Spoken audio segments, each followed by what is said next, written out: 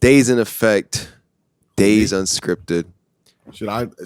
Where should my mic be? Your mic should be somewhere where we can hear you. How about right here, motherfucker? If you're gonna talk looking that way the whole time. I'm looking at you. Okay, whatever. You're a little frozen as we speak. I'm a little cold speaking. You know what I mean? It's a hot outside, but it's cold in here. I'm cold and Willie's spike got the AC on 1,000. Actually, he got it on negative 1,000. Yeah, I'm mad frozen. I know, literally. Yeah, I know. And figuratively. Yeah, you're not frozen, so that's good. You know, you're in Florida, so yeah, man. Daze unscripted. Daze is definitely in effect, obviously. How you feeling, man? You over there struggling? We all struggling today, actually. So I feel like that's a redundant question, but I enjoyed my Saturday night until it went into the early evenings and turned into Sunday. But I enjoyed my Saturday. That's good. How about you? I had a busy Saturday. You know, I'm a photographer in my spare time, so I was out doing some wedding stuff, and ended up being a long day. It was entertaining to say the least, so I'm not upset about it. Definitely, you know, made some money, so it was cool. Just been staying busy, you know what I'm saying? But yeah, Willie's actually working on these technical difficulties. He is doing okay as well. Daze definitely in effect with him. Yeah, he read his mind. That's why he's just not. Read his mind. No, I talked to him earlier today. We touched base. Oh, he's back. Okay. He gonna let you know how you feeling. I am doing okay. Told you. Wow. I'm just exhausted. Yeah. But like we I said think we're earlier, gonna be cool. Yeah. We are on top of the ground, and the ground ain't on top of us. So that sounds like a real nice old people. Yeah, my uncle told me that, and I was like, dang, man, that's profound. And he is an old man, so he ain't old, but he ain't young. You know what I'm saying? So, but yeah, man, Daze unscripted. At, we want to get the show rolling. Daze unscripted. Another episode back. Lock, At, Willie B. No guest this week. No guest. Ooh, We got a you owe guest? me a soda. Nah, we call it pop up here. I got drilled for that yesterday. I called it a soda, and somebody was like, "What you want?" And I was like, "I don't want club soda." And they was like, "Oh, you want a Coke?" And I'm like, "Yeah." I said I want Coca-Cola, and they were like, "No, you said a soda. We in Ohio. Up here we call it pop." And I was like, "Okay, like dang." And it really Wait, like they got aggressive with you? Yeah, they got defensive, man. I got low-key got drilled for it, and I was second guessing myself for the rest of the day. I've never called soda pop. I called it pop for the first 15, 17, 18 years of my life. And then I started being around people who weren't from around here, and I started calling it soda. I think even my mama called it soda. My mom called it pop. That shit is soda, fam. My man from New York, you don't count. Soda. He ain't even from Ohio. But yeah, At, my bad. I better cut you off. You can get back to what you was doing. What was I doing? You was about to bring in that segment, though. I thought, no. What's that? Oh, my man is said, unscripted? What is going on? My man Fry was. Hey, you all right? Florida Gas. It's unscripted. I didn't bump the album of the week, but y'all get to a project of the week. Excuse me, but y'all can talk about it. Yeah. That was a wonderful way to bring in the project of the week segment.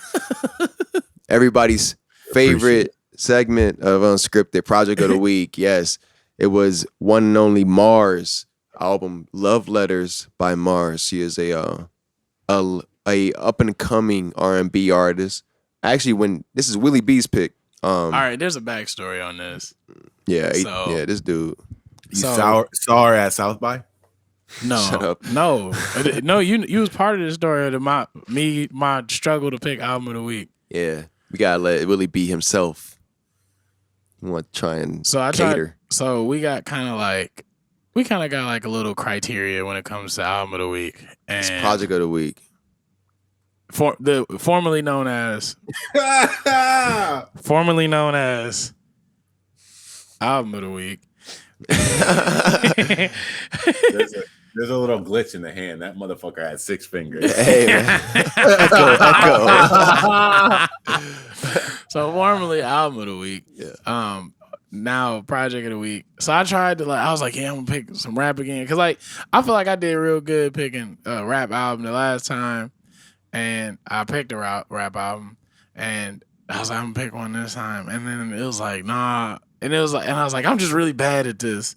Like, I'm really bad at like picking rap albums for or projects for project of the week. But you don't listen to rap, so we don't. I mean, I kind of do. No, but you don't. Okay, I don't. You're not like digging for rap. You digging for R&B. You might find an R&B artist, like, who is this? You're not gonna find rap like, who is this? You just gonna let it keep scrolling. So I feel it.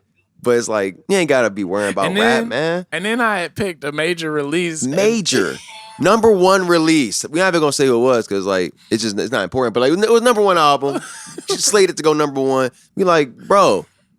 He was like, man, you know. We've all bumped this already, basically. Yeah, it was already. I was like, this is a good album of the week. And they was like, man, just pick some R&B. Pick so something I did. In your wheelhouse. And what I did is pick this Marzz project because it's an EP, technically per Spotify, and it was called Love Letters with a Z. With a Z. And I got a vibe of like Kalani meets Bryson Tiller. What'd I say, T? Is that what you said too? I said she reminded me of a young Kehlani, and I feel like she has a similar potential, and I feel like she'll grow into herself, but I feel like I can see where you're coming with the Bryson Tiller comparison because of like the trap vibe. You know? It's the production that gave me that vibe because it's not a Kalani production. Almost, yeah. But her voice reminds me of Kehlani. I was not a fan of Kehlani earlier in her career. Part of the reason that I had a trouble like really catching the vibe on this album. I like the songs though. Like her songwriting was cool. I don't like the last song because it felt like she was just plugging and playing like R&B terms, and I was like, what is this? And she was just running melodies, but she could sing though, you know what I mean? But is this her first? I didn't see a lot of other stuff. I'm looking it up right now. Shout out to technology because shout out to technology. All of it, all the technology, man. Well, all of it. But real all talk, of Silicon Valley. What? Shout out Tesla. Because the first Elon and them, and Nikola, Steve Jobs, Nikola and Thomas Edison. Shout out to y'all. Yo, hey, real talk. Yo, AT been doing this for a while where it's just like, man, he'll just go ham with the AndDems. Like I swear we've been on these calls, man, and he been to mention Elon and them like he know Elon Musk personally. He just knows Elon and them. Elon there, and there's a bunch of other people. Elon and them. It always takes a team. We should know that. Yeah. But a little background on Marzz. On Marzz. Apparently, born Laria McCormick. Larry? No, Laria or Laria. This man. Laria. I was like, Laria? It might be Laria. Sound like okay, yeah, it might. We're gonna go with that. It's born Laria McCormick. Marzz grew up in church and sang in the choir at age 4. Why they be saying that? She grew up in. Other people say she grew up in Chicago. She grew up in church. I'm like, excuse me. So according to this, she didn't even. Everybody grew up in church, man. She didn't leave church. She grew up there. She was there until she was 4, and she started running it. They had the birth in church, actually. Apparently. And in high school, this says, oh darn it, went away. And in high school, friends cheered her talents during pep rallies. So she was doing like national anthems and stuff, probably. And hey yo, so now I kind of wonder about this. Now. How old is she? Do you know how old she is? You can go back to her, the Google, the wiki, or whatever. So no, because I clicked on this and it took me here. Do you know how to use an iPad? Shout out technology. So that's why he's saying shout out technology. This man is really 40. So what had happened? What I just found out is Spotify just uses Wikipedia articles. Yeah, it makes sense. To give I'm so say you got the wiki for what?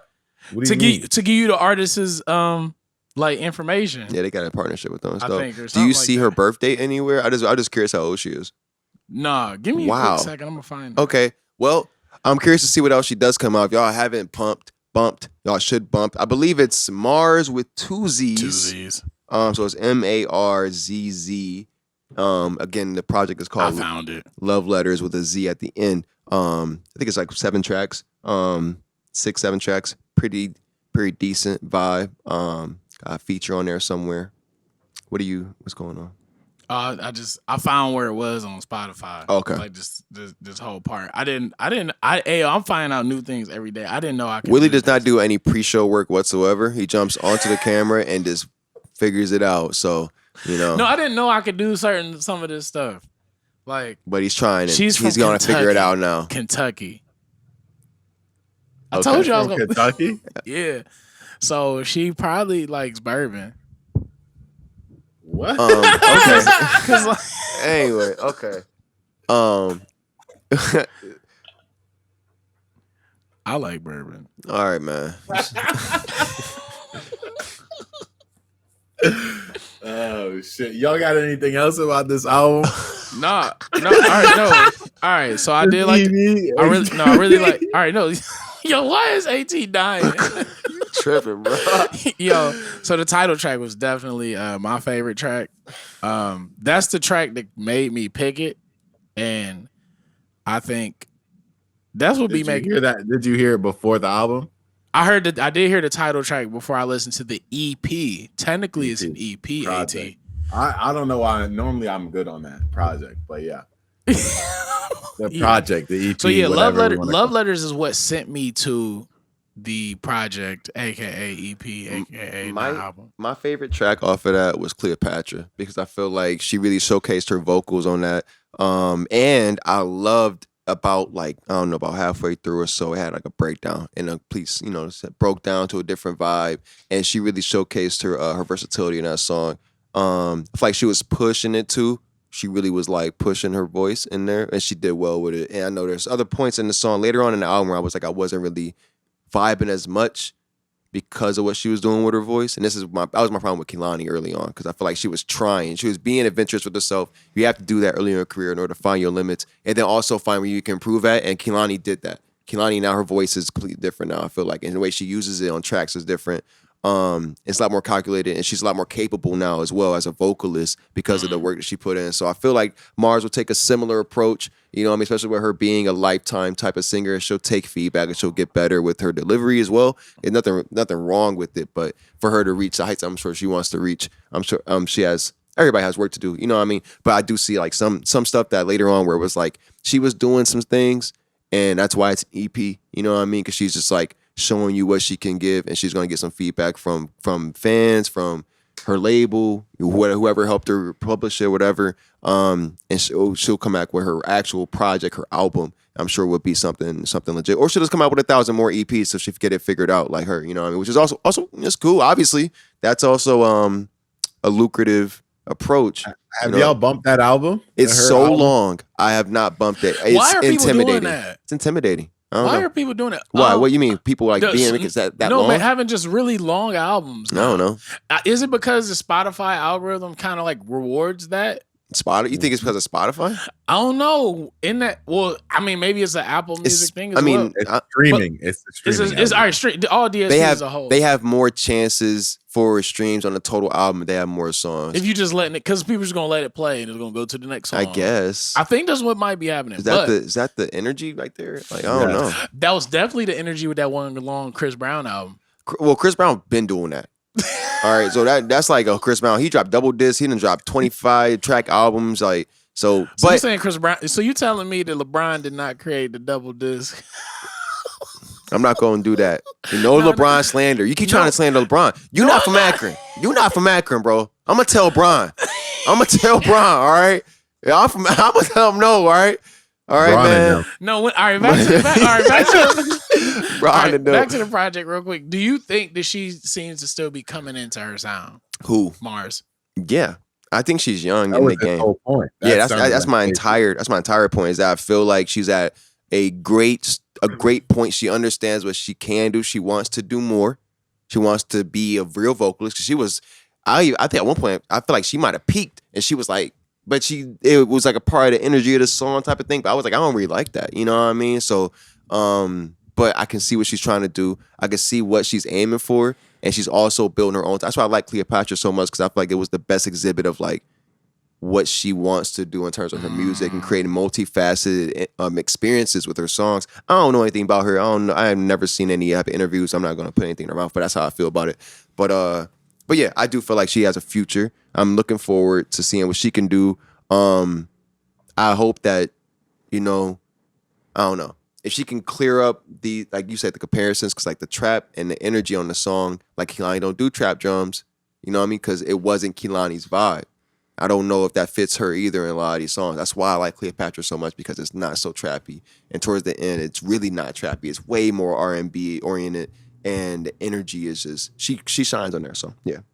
No, that definitely makes sense. I think her voice is what caught me. But you liked Kehlani though. Remember? So I feel like I always talk to you about that too. Back when Kehlani was young, you liked Kehlani a lot, and it was her voice. And I was like, I don't like her voice, But the funny thing about that is people with overly distinct voices, we tend to kind of get tired of. And you notice those artists tend to take a break. And I think that's because they know that. Like Sam Smith, I'm tired of Sam Smith's voice. I'm tired of it. He also hurt his voice, as well as Adele. She did a similar thing. She had a very distinctive voice, but she hurt her voice as well, because they toured so much because their voice was so distinctive. You know what I mean? But they also made hit songs, and then that one song would be played over and over again because they weren't making more music. You feel me? Now, if they were continually dropping, if they were able to, because they were touring, they were doing world tours. Sam Smith world tour, Adele world tour off 21. And it wasn't Sam's girls tour either, or his man's tour. Anyway, but Sam Smith is a real vocalist, huh? Nothing. But you talking about the Academy? You're not talking about But Adele, real vocalist. She go out there. She wants to perform. Yeah. Same with Sam. You feel this as a vocalist yourself. Yeah. You know what I mean? You go in there. You want to sing. You want to get these people an experience every night. I saw Black live in Cleveland, and Black had a similar energy. He was like, he even apologized before the show. He was like, I'm on a world tour. I just came over here from South Africa, and I've lost my voice. You know what I mean? And I can't really sing, but I'm going to still give y'all a performance. You know what I mean? So he was like rapping a lot of his songs. He couldn't really sing the melodies, which was kind of tough, but like he gave that energy as much as he could. But I knew this man was like in stride in a world tour, and he just came from across the world. You know what I mean? And it takes a toll on them. Adele ran to that too. She had to have surgery on her voice. You know what I mean? I believe she had surgery on her voice box or on her vocal cords or something to make sure she was cool, and she couldn't sing for a long time. Sam Smith had a similar situation where he damaged himself. Jid as well, not a vocalist, not a singer, but also an impassioned performer. And when he was on his tour, he wasn't on a world tour, I believe. He was on a tour. He also damaged his vocal cords and had to take a break from spitting and from rapping and all that stuff because he just couldn't do it. So one artist that I feel like kind of changed the way that they sounded because their voice was so distinct was Khalid.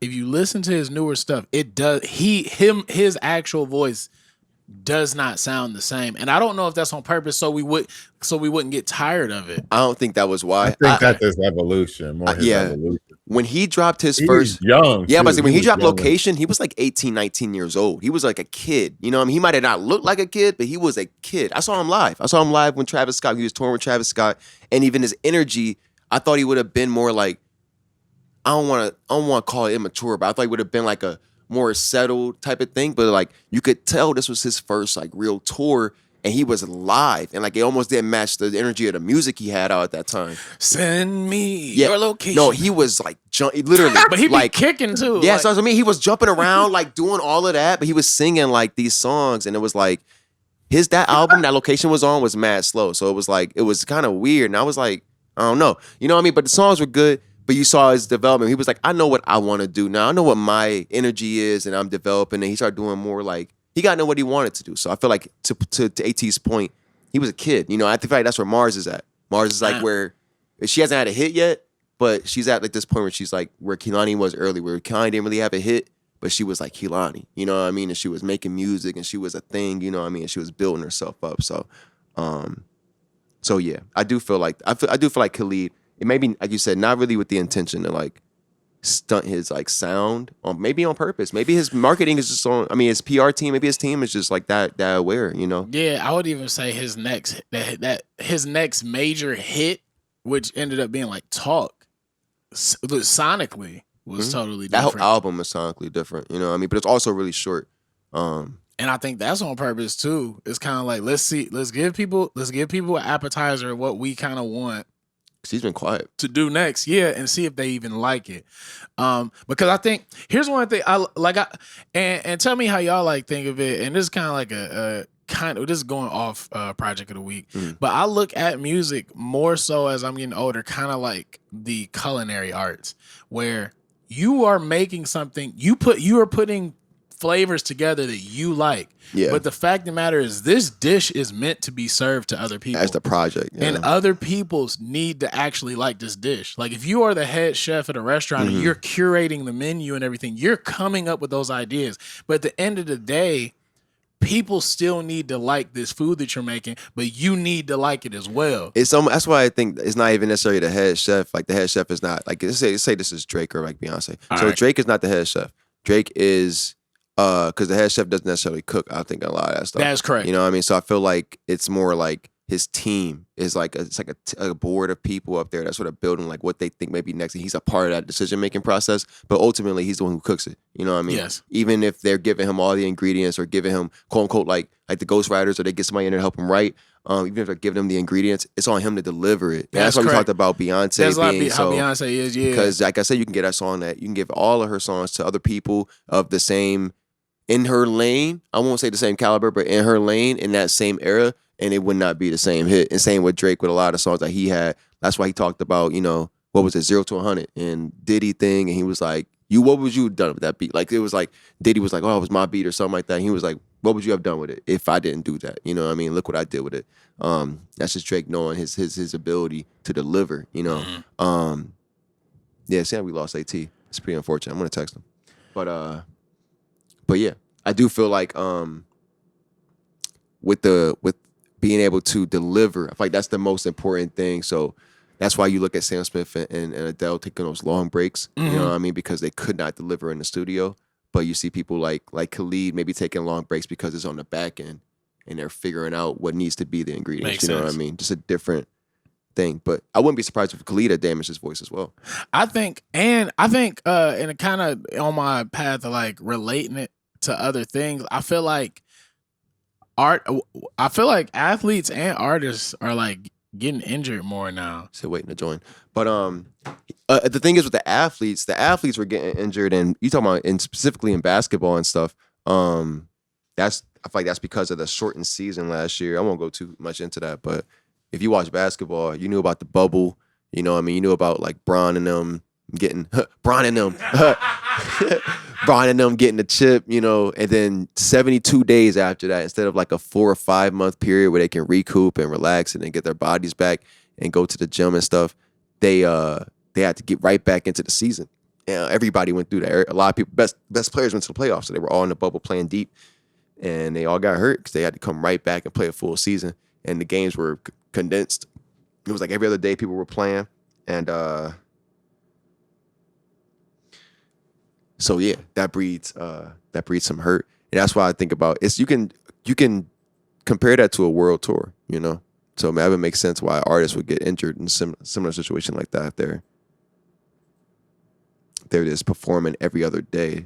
It's more probability to get injured or go too far. We're gonna wait, not wait, but we're gonna see if we can get AT to join on back with us. But with that, he's in a group chat. But with that, I think that's really important as an artist. Like, artist is almost like always serving you what they feel like it is essentially what they have sweated over and enslaved over to kind of, they're making a public offering. Every time they put music out, it's a public offering of the work that they put together. And I think it takes a mental toll on artists when they put out a work and people like don't like it. Yeah, like, I mean, every time. Because imagine this is like your life's work. You know what I mean? This is what you do for a living. This is what you do. It's what you've always wanted to do. This is your dream. And you put it out and everyone's like, this is trash. No matter what level you're at, all that's going to take a toll. But look at Kendrick. Kendrick talked about that a lot. I'll actually listen to Tyler's stuff. Tyler's most recent album. What did you think of that? I love that album. That album is fire. Shit hard. But my thing is, it's really good, right? Yeah. I just don't know if I don't know if we overhyping it. I listen to it with no bias. That's why I feel confident in my assumption and how I feel about it, because I didn't watch any videos beforehand. You know, there were some singles he dropped with the videos. I watched them. I think I watched one of them now after I bumped it. But or maybe I did. Maybe I just saw clips of it. But I had watched it with no expectations. You know what I mean? I didn't listen to Cherry Bomb, I don't think I ever really bumped that album. I listened to Flower Boy, but not on the same level I listened to this. You know what I mean? This was way more digestible. You know, it was a shorter album because like 12 songs or something like that, like maybe 40 minutes, 45 minutes. It's short. And Drum's energy on it also just kind of helps to carry it a little bit. You know what I mean? So I don't know. I like it a lot though. I like the storytelling. If anything, I feel like his storytelling is crazy. Couple tracks on there really shined in that respect, and of course, like the bars are still there, which is always fun. You know what I mean? So it's cool. I enjoyed it a lot. The production is legit, which is something I always expect from Tyler. Is just like the overall quality of the production and the mixing and everything like that. Everything was on point.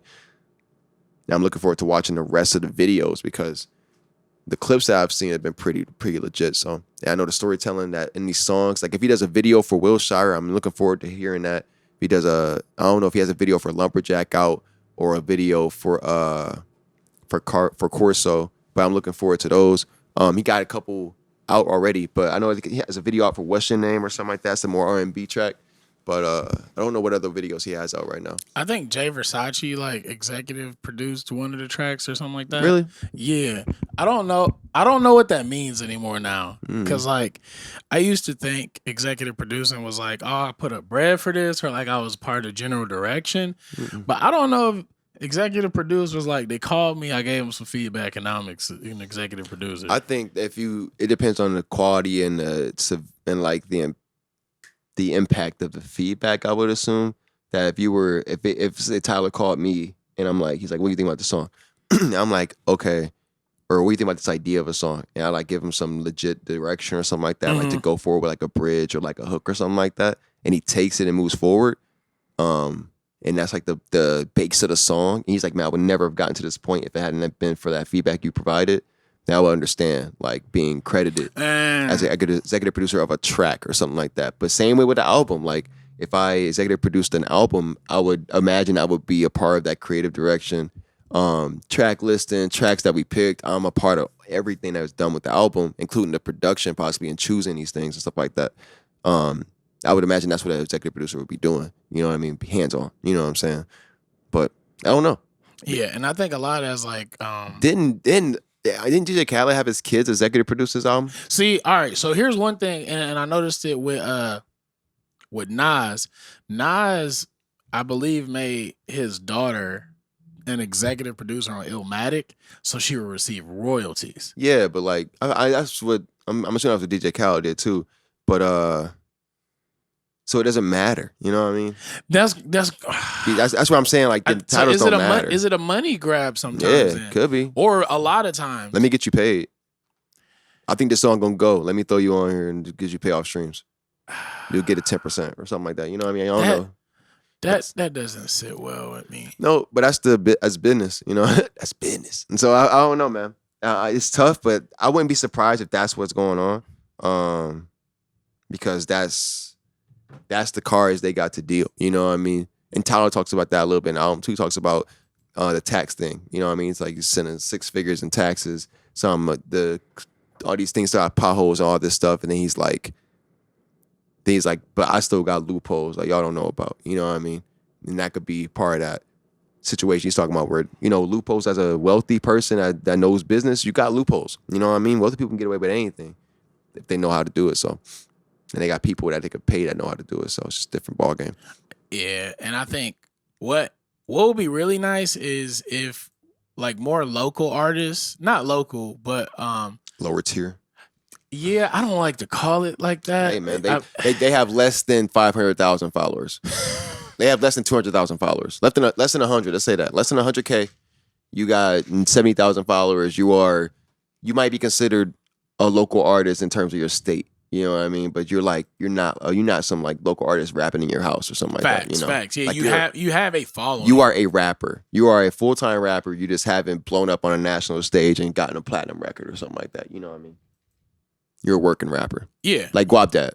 Maybe Guap Dad would be considered, a working rapper. He ain't got a hit out. He got a Grammy. I'm lying. Dude's Dreamville. Do hits mean Grammys though? I don't know. Because all right, what is a hit? Is it? Man, that's a good conversation. Does the Billboard depict the hit? Does Academy? Sadly, no, not the Academy. I really do think billboards and terrestrial radio still determines what a hit is. What the hell is billboards based off of? I don't know. It's almost like fighter rankings. It's like, who the hell's doing this? Like, it's just like some people in a room being like, yeah, this is the best one. Like, no, weird. It's weird. That's a good point. I think because there's nothing black and white about it. Really is. It's all gray. How are that song went number one in one day. It went number one. Is it sales though? Is it? A song is not, dude. I don't know. Is it streams? Like maybe if AT was here, maybe he'd be able to shed some light on that. But it's like a song going number one. What does that mean? How did you go number one? All right, here it goes. Right, here's one example. The Hot 100 is ranked by radio airplay, audience impressions as measured by Nielsen BDS, sales data compiled by Nielsen SoundScan, both at retail and digitally. Do we got Aaron back? Yeah. Thank goodness. Brown time. Hey, bro. My goodness. Got a question for you. Hey, he came in perfect too. It was a great time. I got a question for you. How does the Billboard depict what goes number one? That's all metric based. So it's just I'm looking at it like we was talking about what makes a hit.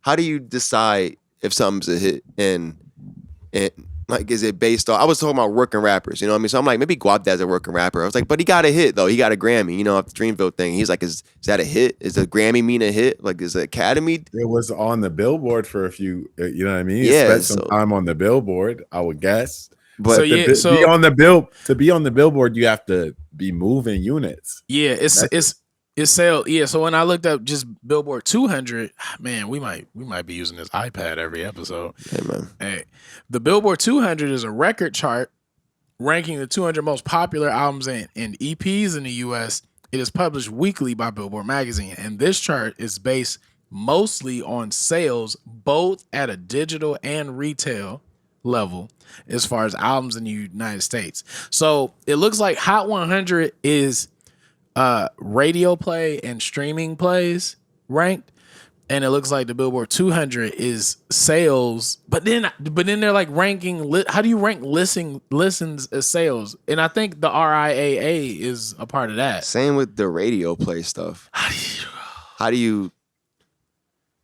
What? This is a conundrum, man. This is done, man. The whole business dead, bro. That's why people go independent. But because can't you bot your streams? Literally, that's why they go independent. Because if you got the label, if you don't have the mentality or like the means to do this stuff by yourself, like you said, like to bot these streams or like to scheme it somehow, then you go through the label and they just plug you at the radio. Well, you just put it on the radio. It could be. It don't matter if you're good. It's like once you get in, you in. It's like it's like. But nowadays it's mostly the playlist. So if you get a good playlist placement, there's your streams. There's your 200K. There's your 300K streams off one playlist. Mm-hmm. And don't let it be an editorial playlist. Like, look at what they just dropped. Look at what Spotify just dropped this week. I sent it to Stacy. It's that top hits. And we talked about algorithm vibes. We know Willie likes that. That's an algorithm playlist based on what is moving the most streams on Spotify. They probably lump it into this playlist. And let's not act like video streaming ain't doing the same thing. Netflix tell you what the top 10 visuals are in the country. Really? True. So how is Netflix determining the top 10? Top 10 on Netflix. So it's just based on streaming. But people are clicking and they going by it like it's stunted because it's like, oh, like you're doing great. We're gonna put you right here so everybody see you. Now you're gonna do amazing. And it's like, that's the way, that's what I mean, you break through, that's what they mean by breaking through. Because now your name is there. And everybody know you. Now everybody, if you remember what you drop, remember if you make good music, everybody, a lot of people make good music. It's not like nobody, it's not that exclusive, you know what I mean, to make decent music. It's just a matter of being able to do it consistently and continue to drop it and get to a point where somebody that matters can put you on and your name is now out there, you know what I mean? And you're able to continue to take that momentum. But it's like, same thing with like basketball coaching or something like that. It's like, a lot of people can coach, you know what I mean? People can coach basketball, but it's like, if nobody knows you or you don't have a breakout something or somebody didn't plug you somewhere, nobody knows you. You know what I mean? I don't care if you coach some kids or coach some high school kids, coach college. It's like people care if what you can't even get into that stuff. You know what I mean? You can't even get into college unless there's somebody you coach unless go to you're the plugged. NBA. There's somebody you coach go to the NFL and do well. And it takes residual time. Same thing with like a track or something like that. You know what I mean? So it's like you got to be able to get plugged. That's what I mean. Like you got to break through. Once you're in, oh, I did okay. They highlight me now, and now I do great all the time. You know what I mean? Just like UFC or something like that. Like, oh, you knock somebody out. Oh, you was getting paid $12K to show up, $12K to win, knock them out, you get an extra $50K, and now you get a main event, and now you getting paid like $100K there on out, plus, you know what I mean? Because now you just a star, you know what I mean? Even if you lose, just because of that one time where you showed out, you know what I mean? So, I don't know, man. The business is volatile, especially with music, but it's like, if you break through, and you can try and take advantage of it. But we see tons of people that fall short of that, so. I think if... I wonder if the music industry would be more true to form as far as like being an ear to not necessarily the streets, but just like what the general public actually wants to hear if people had a share in those profits. What do you mean people? Just how like me? Yeah, so just how Robinhood democratized profits in the stock market, if there was another entity that democratized profits at the label level and at the independent level, where like, I like this artist, I'm gonna put X amount of dollars towards this. That sounds so bad. I think that's the future. That sounds like what they're trying to do with NFTs and NFTs and all of that. Because you guys know Illmind, the producer, right? Yes. Yeah, he streams on Twitch. Yeah, exactly. And he actually came out with a BLAP coin. It's called a BLAP coin, and it's a digital cryptocurrency, right? Yeah, and NFTs can only be bought with Ether. Just want to let y'all know that. And his crypto is probably a bunch of it. Once his grand opening, it skyrocketed because all his fans bought it up. You know what I mean? It's kind of like that. He created his own economy inside of his brand, inside of his community. And now, you know what I mean? What he does with that, you could drop music for it. What do you put on the value? The value is whatever you place on it or whatever you say those coins are worth or whatever you can buy with those coins. And you just hit the nail on the head. You just hit the nail on the head. Your brand is only as strong as the community you create behind it. Yeah. Like as much as you can fake on there. Look, we saw an ambulance. Look like somebody might be dying today. But Lock's face. But when it comes to brand, like that's why you got that Rihanna Navy. That's why you got the Beehive. That's why you got the Drakers.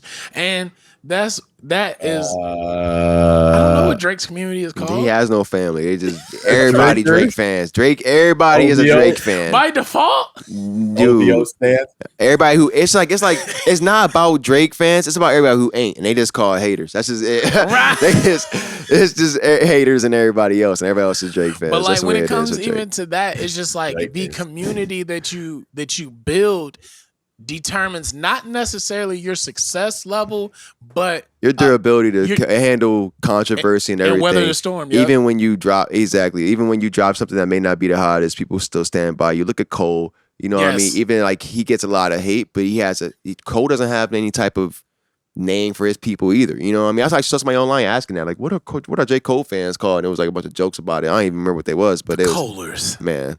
But Kohler Bears. But they this dude, man.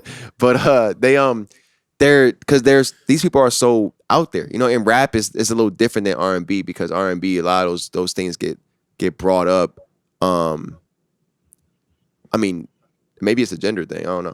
But you know, I just don't see that being that divisive in hip hop. So But yeah, the brand though, look at Chris Brown. You know what I mean? Chris Brown is probably the best example of this.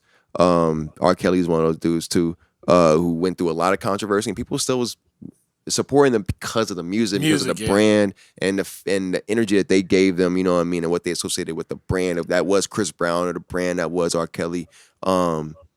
That it wasn't necessarily what they were portraying in the media. So it's like same thing with basketball players. You see this now. Also, you're acting like those brands are established. I'm sure if we pulled up something about R. Kelly's estate or whoever's collected, that's still making money. That's what that's my point. That's my point. Yeah, that's my entire point. Is that they are still making money because their brand is so strong. You know what I mean? It's R. Kelly. He's still making music. He's still making money. Not making music, but still making money. Chris Brown, after what he did, he was making money that month. You know what I mean? Even after everything that came out on the news, he was still making money. You know what I mean? People came out and backed him up immediately. You know what I mean? Throughout everything. So all right. So but, here, go ahead. No, go ahead. No, it's fine. All right. My question is for y'all.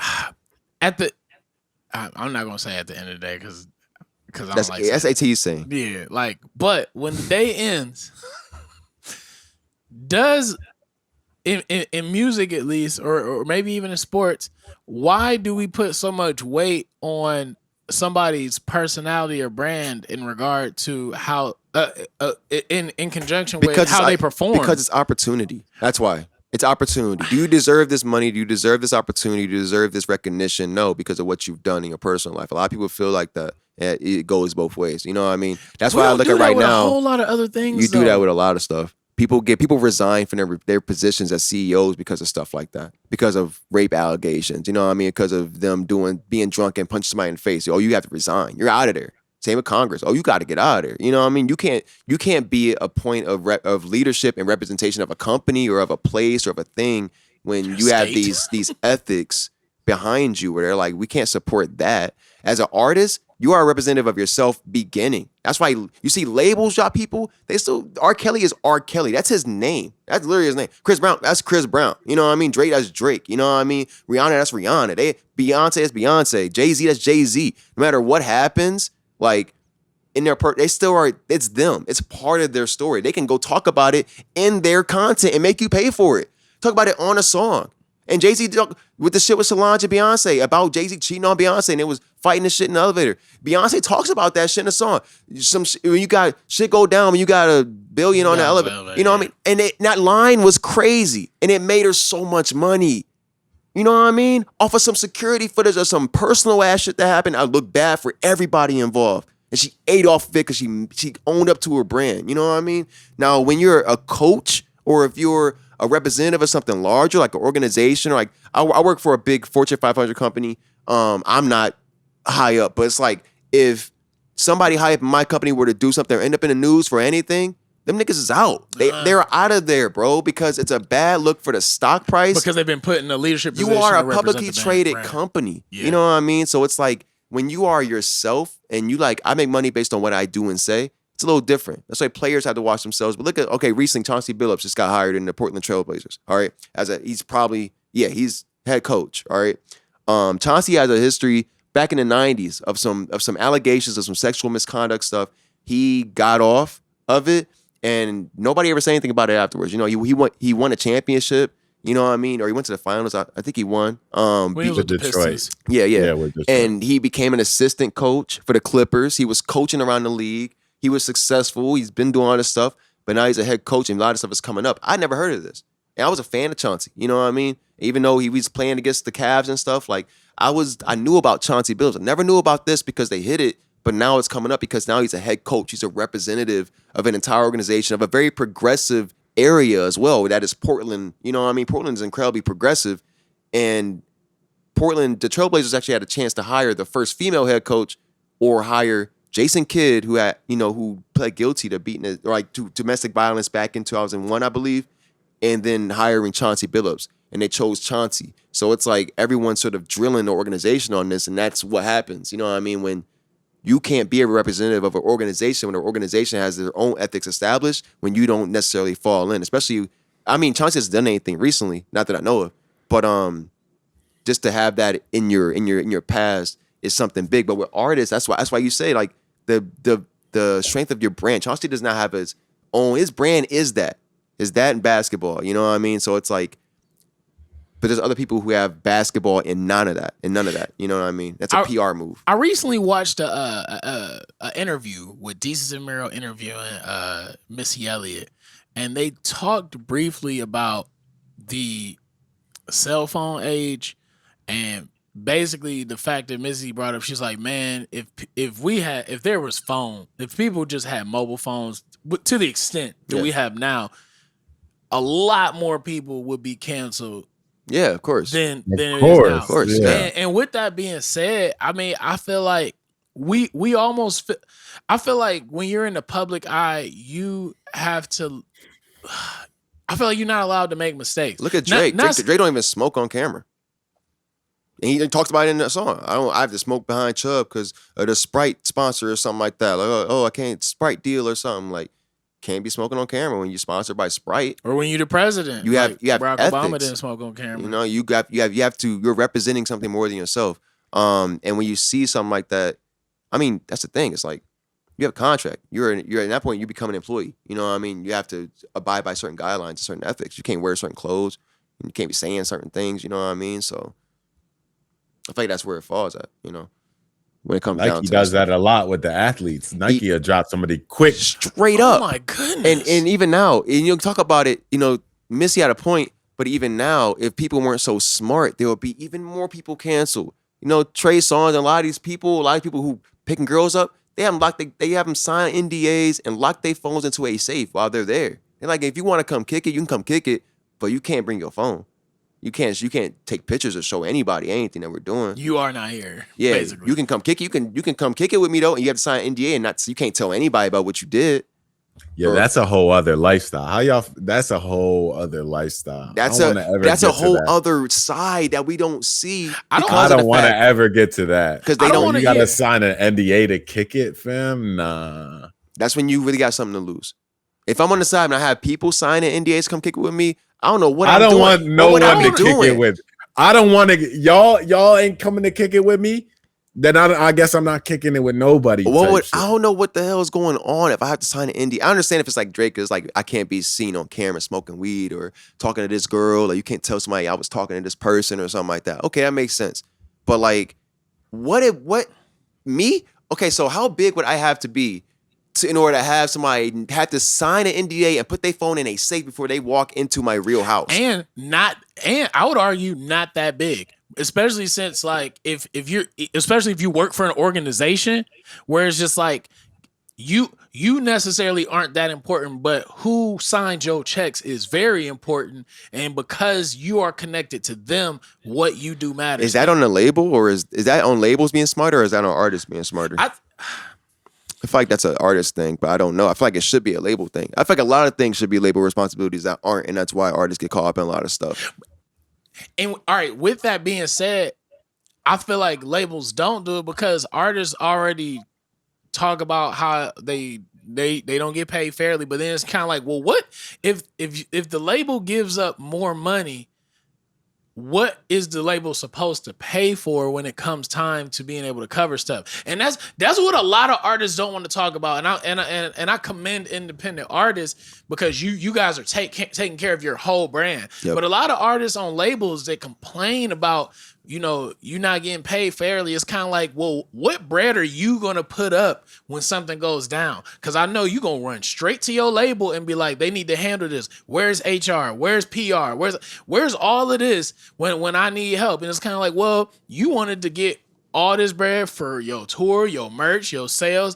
If the label not making no money, how's the label supposed to make sure anything is handled? And with that goes for putting support behind younger and newer artists on the label. Well, how does label make their money? Make their money off streams and everything, right? Off your songs you drop and your drops. Not if the artist owns their masters. Then not if it's a 360. Exactly. It's not on the artists don't have anything. I know, no, and that's what I'm saying. It shouldn't be a 0 to 100 or a zero sum game. So if an artist has their masters, the artists don't need to get paid. That's the problem. That's the thing you said. People that are asking for more pay are people who don't own their masters. Purely? Yes, that's the people. I feel like I've never seen anybody argue about artist pay that did own their masters. they always complain about the fact that they didn't own them as a reason why they weren't making money. You know what I mean? So it's like I got this what they call it, and I got this advance. Yeah. And I'm not making any money off my streams because I don't own my masters. Now I'm broke. Now I'm mad. They didn't pay me what I'm really worth, but I'm not seeing what I'm worth because I don't own my masters. That's what I feel like. Those are people that are complaining. Okay. So if you own your masters, you're getting your money. And the label was getting their money off something else. That's what I'm saying. Like, if you own your masters, then why you have the label just for distribution, and then they're just getting money off what, like album sales, off ticket sales, because that's artists, right? And then merch is also artists. So then, how is that? Unless label? they got a 360. So then, my question is, how do I don't work in a label. No. And this is speculative because we didn't look this up. But when it speculative time. But when it comes to like if the label indeed is not making any sort of significant revenue off of a particular artist, what does that say for their ability to be able to support younger artists? Like, I almost feel like labels are like an insurance company in my head, where it's just like all the effort is pulled. I almost don't even know why. I mean, the only reason you need a label, that's what I'm saying, is for distribution or like plugs. You know what I mean? Marketing. Like radio play and stuff. Yeah, and marketing and stuff, and sponsors and stuff like that, and getting plugged that way. But like, real talk, that could be an agent. That's what I'm saying. Like, you could just do that, but that's what the label is. Label is a agency. You know what I mean? Essentially, like a group of agents that are doing all the work for you. Hey man, I don't know. Hey, I look at them. I try to look at it from like a sports perspective. Like, this is an athlete, and the athlete. Is, though. That's what I'm saying. But like the athlete, how the athlete makes the team money. You know what I mean? By performing well, by having people show up. You know what I mean? By merch. You know what I'm saying? By selling their jerseys and shit. And then by winning and by going further. So it's like, do the labels get bonuses? Do they get money from the radio play? Do the artists get bonuses or something like that from placement? Because like, so I do remember.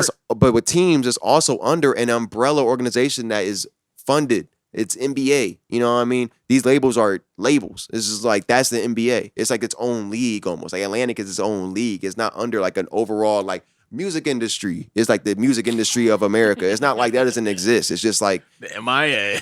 It's like you know, like we talked about this before. Like it's like what was it, like Universal? You know what I mean? It's like a handful of people. Atlantic. You know what I mean? It's pretty much Universal, Sony, and Warner Brothers. Okay, yeah. So it's like that's, but they're also independent. They're three own leagues with all their stuff going on. So where's the money coming from? You know what I mean? I think, well, all right, so in the case of like Warner Brothers, go ahead. I think all those labels own so many masters from not only current generations, but old generations. That's where the money is. That's a good point. So like Warner Brothers is also like owned in, if I'm correct, from Charter Communications, because Spectrum used to be Time Warner, and Time and Warner ended up like kind of either doing a merge, or Time did a buyout of sorts of Warner Brothers. I remember this on the Company Man. It was a like buyout, YouTube channel. So these labels are part of a even bigger, greater media scheme. Hey man, we breaking down a cabal in front of y'all. The what they call it, the conglomerate. They all. No, but that's really what it is. How they control our mind. Because Universal's really under Vivendi. You look at Unilever too, and it has like, I mean, that's not in the music industry, but it's like Unilever is also. And I was just doing some Warner research earlier about how Warner Brothers started up like this whole gaming branch, and their whole division of that, and how they're tapping in, and how they happen to have one of the contracts for a Harry Potter game. Really, they got that contract? Yeah, the Warner. It's under Portkey Games, which is a brand of Warner. So then my question is, does Disney own part of that? Disney owns part of everything, dude. Disney crazy. Disney is also under something else too. So it's like, because like Disney, I thought owned a portion of like JK, because I think JK Rowling like sold her like rights to Harry Potter. I do not know. No, I can't say. I I don't know. And I was at a wedding yesterday that was Harry Potter thing, and people are very passionate about Harry Potter, so I'm not going to speak too heavy on Harry Potter. So you think you gonna get beat up over like no? I just don't want to get no divisive energy on the pod. How dare you? I don't know the details. Lord of the Rings. That's not Harry Potter. I feel like people would look at me crazy if I just told somebody that J.K. Rowling sold the rights to that and it wasn't right. Like that wasn't true. Somebody would be tripping. They'd be like, "What? You know what I mean? I don't know." Hey, that's Will. Will said that. I don't know. So people gonna point fingers. Yes, I'm putting all my fingers. Yeah, Willie B said that. Willie B talking about J.K. I don't know. I ain't saying nothing about J.K. J.K. Hey, that's what they. J.K.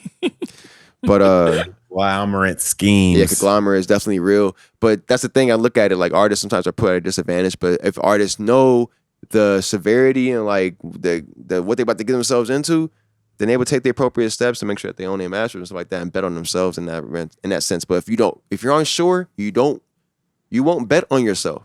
And you let the label do what they gonna do, and then you can see what happens. At least you have some more stability, and you get some money in your pocket. It's a little different.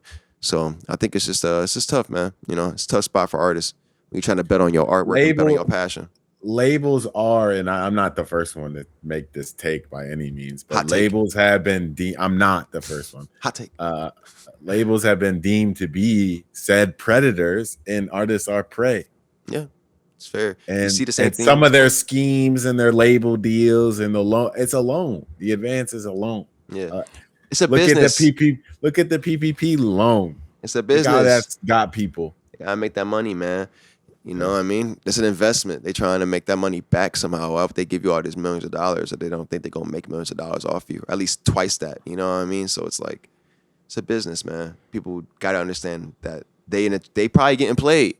You probably getting played at your job. No, most likely. All are getting played. Most likely. Might be a couple people who might not be getting played because they the one playing people, but hey, you most likely, if you ain't the one doing the playing, you probably getting played. Don't trust Steven in your department. Steven is... He's scheming on you. Steven's scheming. On a side note, J.K. Rowling's Wizarding World is a trademark of J.K. Rowling and Warner Brothers Entertainment, Inc. Materials from the Harry Potter series of films and from the Fantastic Beasts are where to find them are courtesy of Warner Brothers. I ain't think she sold that. Yeah, Warner Brothers Warner Brothers published all the Harry Potter films. So they already had they was a joint venture, but I didn't think she sold it. I think she actually chose not to sell it. That's why I was like, I don't know if that's right because she was. I think she was. I don't know, man. I ain't gonna go too forever much money. Like I said. Yep. But one thing I noticed is in this game of media, at least, like a percentage of ownership seems to be way better than owning the whole thing. And I don't know if that's true or not. And it's kind of like, how do you choose how much you give up? Like, why does Jeff Bezos only own 12 or 11% of Amazon now? It's business. Why does Elon only own a certain percentage of Tesla? It's business. The most successful don't have 100% ownership. It's risk, man. It's risk. Amazon and Tesla have bad stuff in the media every 2 days. Oh my goodness. So it's like their prices are. Why would they put 100? Why would that be 100%? They're just watching their account fluctuate. You know what I mean? I'd much rather have a bunch of people involved. So if I do something, because I'm the biggest name, if I do something, then it's gonna. I'm the 100% shareholder. But that's almost like somebody having ownership of your brand. So if it's an artist, say an artist is independent at first and they don't want to do a label, where it's just still got a team. Yeah, you got a team, but is that whole team? And again, profit partners, I feel, is different than equity. And I'll say that again. Private partnership is different than equity. Just because you paying out people every quarter or whatever like that doesn't necessarily mean that they own it. People who have ownership, because what they're getting paid would fluctuate with how well the business is doing. Yeah, when you got ownership, you are voting on decisions. You're entitled. You're entitled to that percentage of you ride or die with the business, and your pay reflects it. If y'all start doing well, you start doing well. You better. I almost said weller. That was off. But yeah, I feel you though. I feel like that is definitely different. And I feel like, are you really gonna have people on your team if it's kind of like, hey, depends on what they need. If I don't get paid, we don't get paid. Depends on what they need it for, bro. And Willie, to your point, I think it's hard. It depends on, again, what you're doing, because it's different for an artist.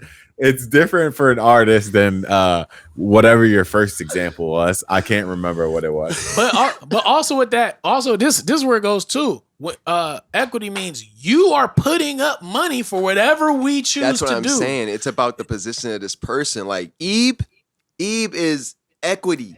Ebe will be equity with Cole. They're like, okay, man, we in this together. Like Oliver and Drake type situation where it's like, dude, like it's us. It's us and this group of people, and like we're figuring this out. Y'all gonna put money in with me to try and go to the studio. We gonna build this brand that is J. Cole, or build this brand that is Drake. Y'all will be right with me, and we gonna get this money together. Yeah. Type of thing. I feel like I would imagine. I don't know the specifics behind any of that stuff. Yeah. How they got paid, but I would imagine that would be an equity situation where all of them are equally invested in trying to push this one person to be like, okay, you're gonna be like, dude or whatever. You know what I mean? We gonna be in the back. I see that a lot in Chicago as well. What you gonna say? That was kind of where I was going, where that is way different than an Amazon, say, where it's this whole global conglomerate that, as much as Jeff Bezos or any of these people, that could be their kid, quote unquote. They birthed that. But it's like, it's out of control. It's too big for you to even handle. Yeah, exactly. And that's why there's a whole board of people. The other 90% of people are there they came in afterwards. Whereas an artist, sometimes, you only need a few other people to manage this global brand of an artist. Or create that concept that is the artist, like Drake, when they created the idea of what Drake was going to be. You know what I mean? I remember when the one Donald Glover, when he was dropping because of the internet around that time, how he said him and his one manager had built, it was just him and his manager that built the whole brand of Childish Gambino. Yeah. And it's like they have curated, they've made that what it is, and they retired. It is what it is. They still have their own separate identities and their own personal lives, but it's like you can create this brand and it doesn't take as many people. It could still be a business and still maybe give plenty of people jobs and whatnot. You just got to cover your bases. You know what I mean? As long as you have your bases covered. If you come up with this huge idea like Amazon, you better expect that you're not going to be able to control all of it. I hope anyone would. And then also, Amazon wasn't as big as it is now as it once was when they first started slanging books on the internet. Same with Tesla. Yeah.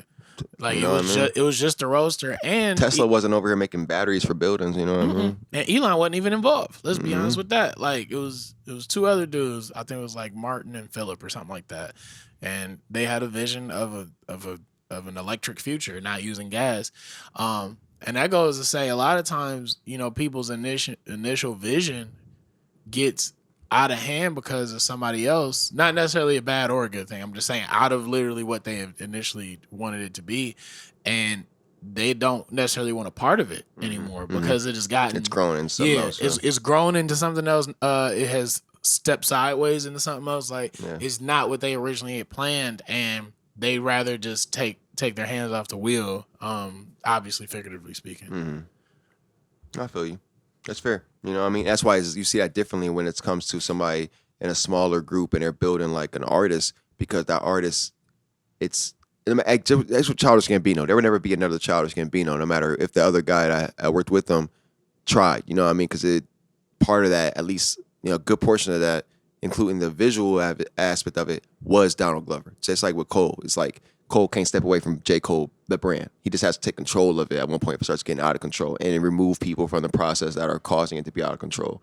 And that's why another thing you see he's created Dreamville. You don't think, we don't know how hand-on him and J. Cole especially, but even we don't know how hands-on they are, but we know there's a lot of people that manage and work for Dreamville, and I'm sure when Cole, as much as it is his child and he birthed that idea and all that, I'm sure he realized that at one point that he wouldn't be able to run it all or manage it or even own all of it. That's where he put the other ideas I think he had for the idea of what he wanted to be J. Cole. He turned it. That's what that's what a lot of people do. You know what I mean? They become this person. Okay, I'm T.I. now, but like I want to be able to do more.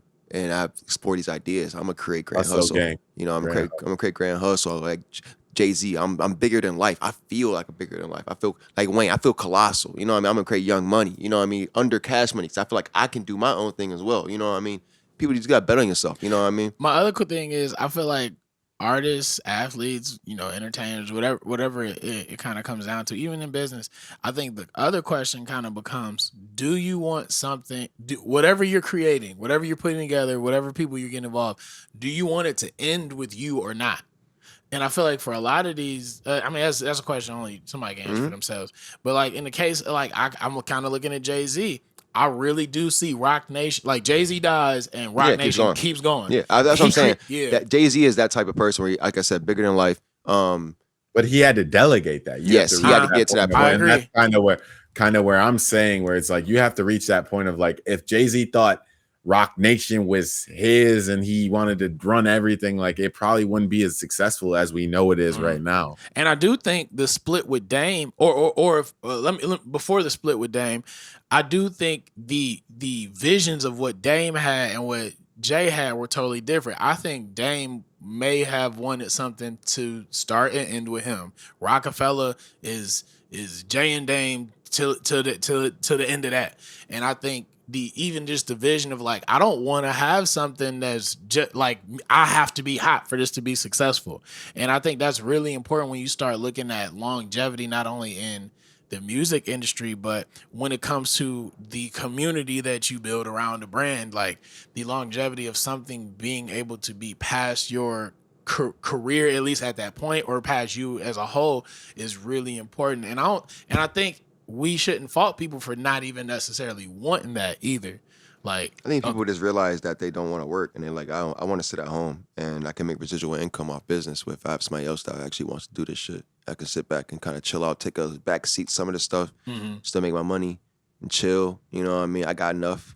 I don't need to make a lot of money anymore. I can pull back on my stuff, let somebody else eat, let somebody else build and grow. They got new ideas. That's the thing you understand. Like, you gotta be able to be a certain level of, you gotta have a certain understanding of your ego.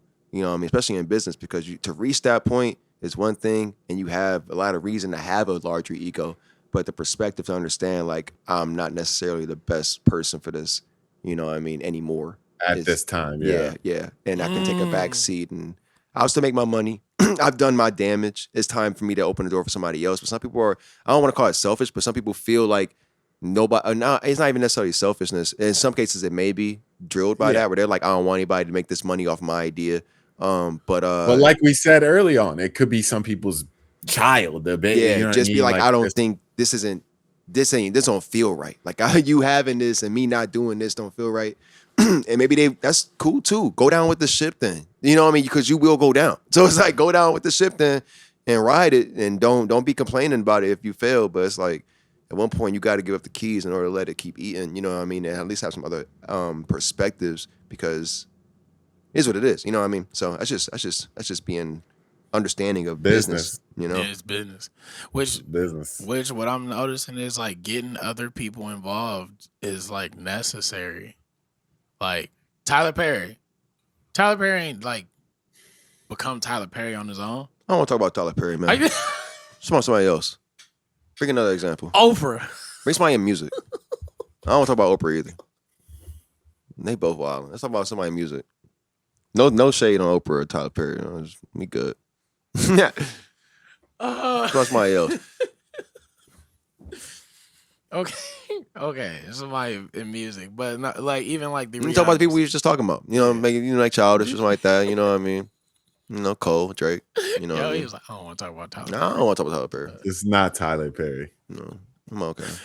And then he said no to Oprah. Yeah, I don't talk about Oprah either. It's okay. It's cool. Conglomerates. Yeah. Literally. Yeah. Y'all got anything else? Nah, I thoroughly enjoyed this one. We definitely touched on some things. Yeah, we could keep going. We missed a few episodes. It's been a minute. Yeah. So missing a few episodes was not the vibe. I missed y'all. It normally isn't the vibe, brother, but we trying to get back into the zone to just get consistent content out. This is the Daze Unscripted. Guests maybe. Maybe. We'll see. Y'all got any last words? Oh man, much love, dog. You know what I mean? Definitely been a minute. Hopefully we can keep it going and forget about these technical issues. There's so many technical issues, but hopefully we cool. So shout out to y'all if y'all tuned in. Shout out to much love. Y'all, yeah. You know what I mean? Hopefully we'll be back in the future with less technical difficulties and more guests. So yeah. Willie, you got any last words? Your brand is only as strong as your community. Yeah. So make sure your community is strong. So He you had can weather that the storms. shit. You said Willie. He said blah. Daze Unscripted. Much love. Until next time, my people. 1-1. Peace.